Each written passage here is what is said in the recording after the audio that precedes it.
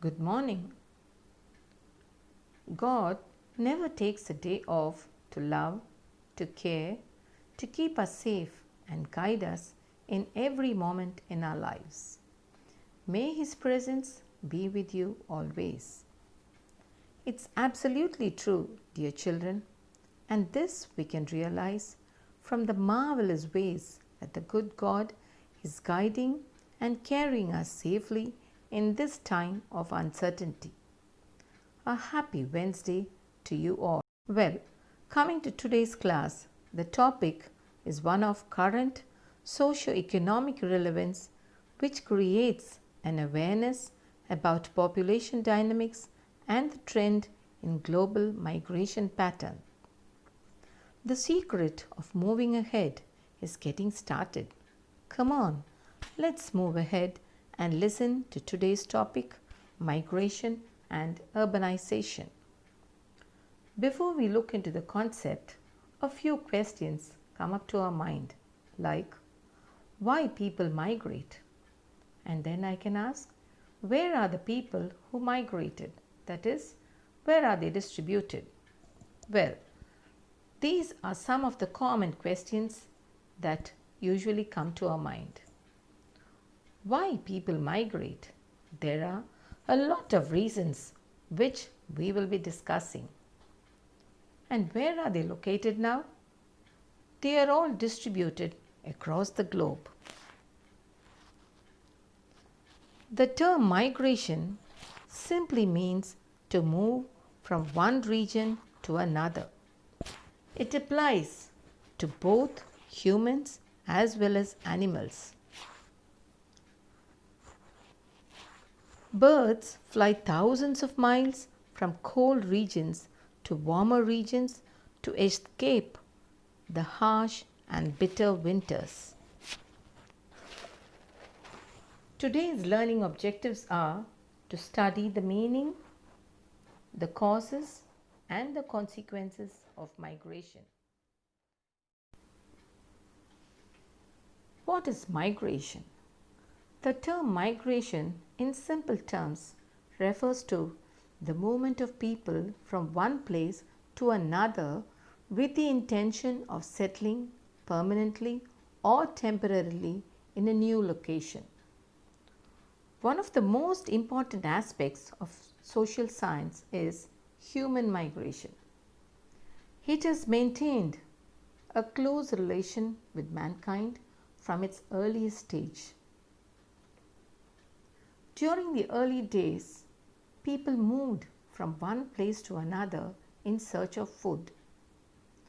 When most of the people stopped living in forest and started to adopt a civilized life, they developed relationship with domesticated animals and fertile land.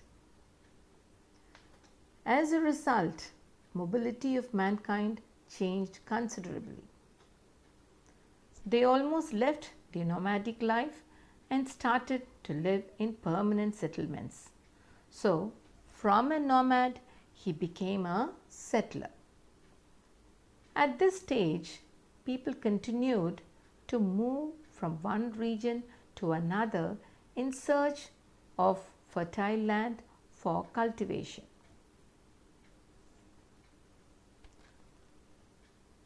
Now let us move to the factors of migration. There are a number of factors which are responsible for the migration of human population. These factors can be grouped as favorable and unfavorable factors. They can also be called as positive factors or the pull factors, and the other one, which is generally called as unfavorable factors or the push factors. Now, what are the favorable factors? Favorable factors, or we call it as the pull factors, are those that tend to draw people towards a certain place.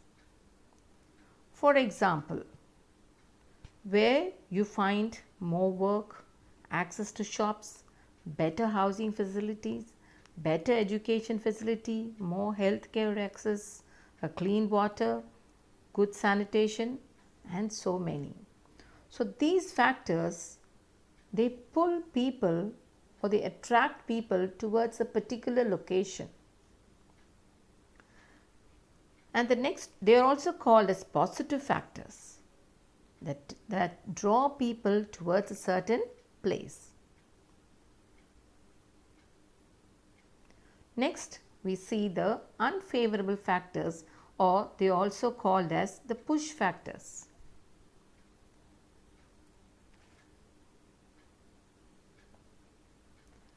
These unfavorable factors are also called as negative factors because they make the people move out or leave a location where they are staying originally.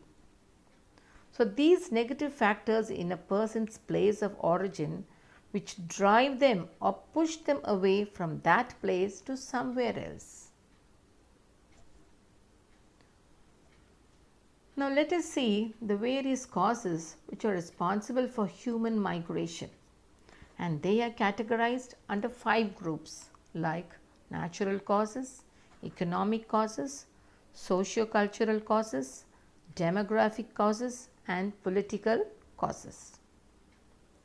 Now let us look into the first cause, that is the ecological or the natural causes of migration. These include volcanic eruption, earthquake, flood, drought, etc. So events like earthquakes or a volcanic eruption, then floods and droughts, they force the people to leave their native places and settle in a new area. So they move to areas which are free from hazards and pollution or that which have good water resources. So such factors attract the migrants to move to a better place. Or we say these factors force the people to leave their native places and settle in the new areas. We now move on to the next causes of migration, that is economic causes of migration. Economy is one of the most important causes of human migration from one area to another. Pull factors like availability of fertile agricultural land, better employment opportunities, development of technology, etc. are some of the economic causes that attract migration. Whereas push factors like poverty, unemployment, such negative factors force the people to move out from their native places to places where better employment opportunities are available. The next type of cause of migration is socio-cultural causes of migration. Well, what is meant by socio-cultural cause? This is something related to the customs and traditions that prevail in our society. That is, when we talk about migration of women after marriage. So in the Indian society, we see how women migrate from their parental homes to live in the homes of the in-laws after marriage. So here the female migration is more, and this happens because of the existing custom in our Indian society. And another cause of migration is something related to pilgrimage. That is, pilgrims. Usually it is the elderly people when they visit holy places like Kasi, Kedarnath, etc. They would like to spend the rest of their lives in such places. So this is also one of the causes of migration, and we call this as socio-cultural causes of migration. We now move to the demographic causes of migration. What do you understand from the term demography?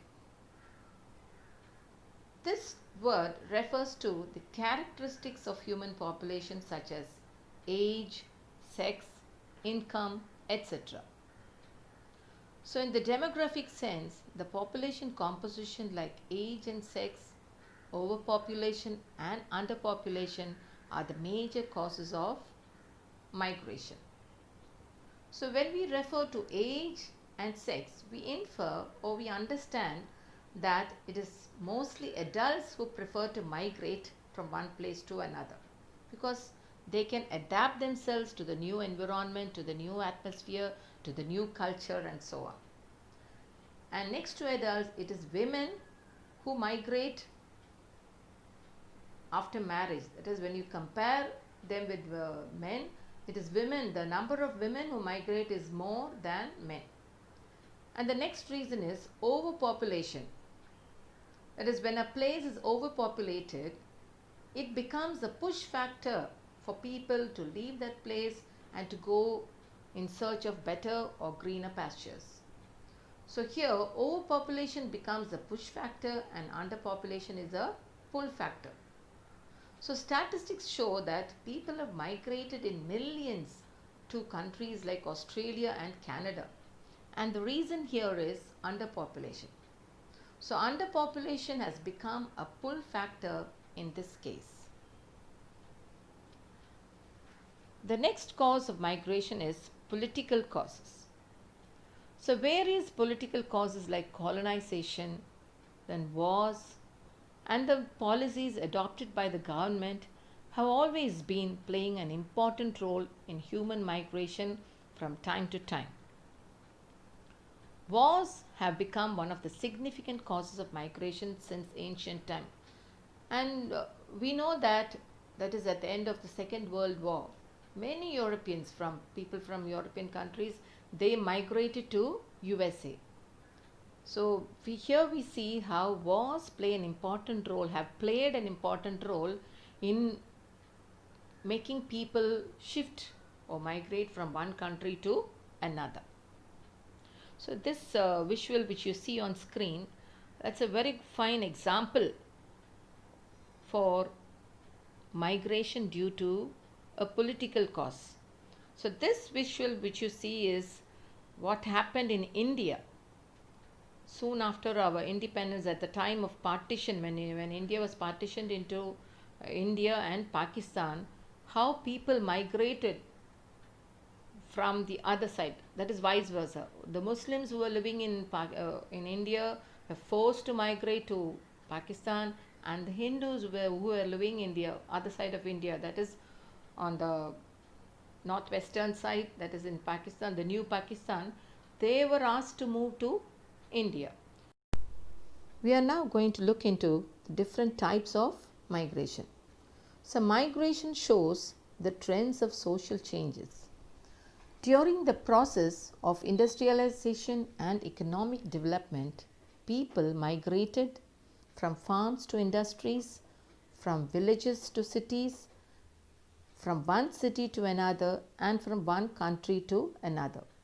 So based on such trends, migration is categorized as follows. So here we find there are three types.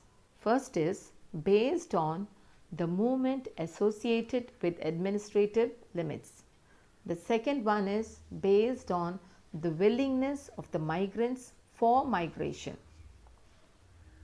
And the third one is based on the duration of stay of migrants in the place of destination. Now, let's look into the first type of migration, that is based on the movement associated with administrative limits. Now, this again is further divided into internal migration and international migration. So, the movement of people within a country is known as internal migration. Further, internal migration is classified into 4 categories on the basis of the place of origin and the destination of migrants. Now, what are the 4 divisions of internal migration? The first one is rural to urban migration. So, this refers to the movement of people from rural areas, that is from the village side, to towns and cities like metropolitan cities, mainly in search of employment, education and recreation facilities. So, urban to urban migration is the type of migration between one urban center to the other in search of higher income. So, when people living in cities, they are likely to move to other cities for better job opportunities or for medical facilities and education facilities. And the third one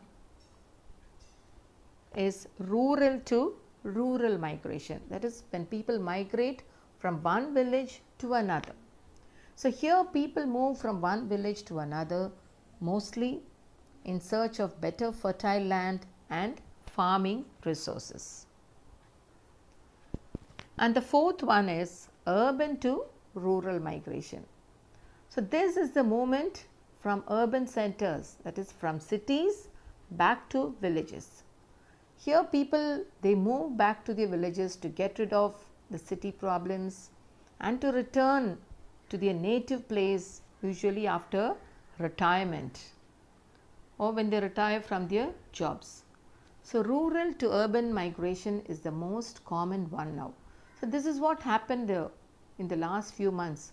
This was a result of COVID-19, when people returned back to their villages or their hometown, mainly because they lost their jobs, they lost their livelihood, or maybe in fear of contracting the disease.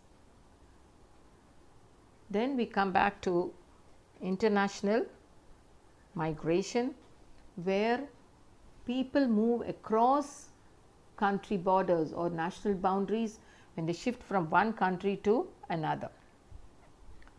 Now, the second type of migration here, which is based on the willingness of the migrants for migration, where people go voluntarily, very willingly. So, here the first one is voluntary migration. If the migration takes place on a person's free will, initiative and desire to live in a better place and to improve his financial status, then the migration is said to be voluntary. So, here it is not forced, he himself goes. And the next one is involuntary or forced migration. Here, if the migration takes place against the will of the migrants, that is when people do not want to migrate, but still they are forced to leave a place and go live in some other place, this is called as involuntary or forced migration. So, here again when we come to look into this involuntary migration, we are reminded about what happened in 1947 in India at the time of partition.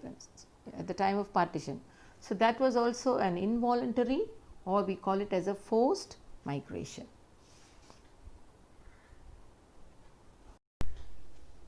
We are now moving to the third type of migration, that is based on the duration of stay of migrants in the place of destination. And this is further divided into three types, that is short term migration, long term migration and seasonal migration. Now, what is short term migration? In this kind of migration, the migrants stay outside only for a short time before returning to the place of origin. The duration may last for a few days or even for a few months. And the next one is long term migration. So, this is a kind of migration in which the migrants stay outside their homes at least for a few years. The last type of migration is seasonal migration. In this type of migration, usually a group of people migrate from their hometown or their native place during a particular season and return after the end of that season. That is, people who migrate to hill stations during summer, they return home after the summer season. So, this is called seasonal migration. At the same time, people living in hill stations and who are unable to bear the cold winter, they move down to a plains and they return home after winter season. So this is how people migrate according to the seasons. Let's go for a short recap of all that we discussed in today's class, like the concept of migration, the causes, and the different types of migration. You know, the word migrate simply means to move from one region to another region. Then we discussed the factors of migration, like the pull factors and the push factors. We then moved on to the causes of migration, which are the natural causes, the economic causes, socio-cultural causes, demographic causes, and political causes. Finally, we saw the different types of migration like internal and international migration, voluntary and involuntary migration, short term and long term migration, and the last type of migration was seasonal migration.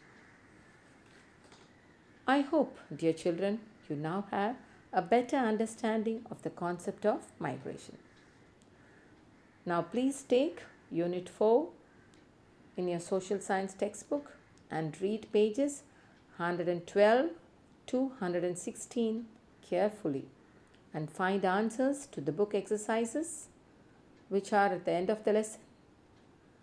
And please find the answers that are related to today's topic. So, till I meet you again in the next class, keep watching and keep learning and start preparing for the forthcoming unit test. So, take care and God bless.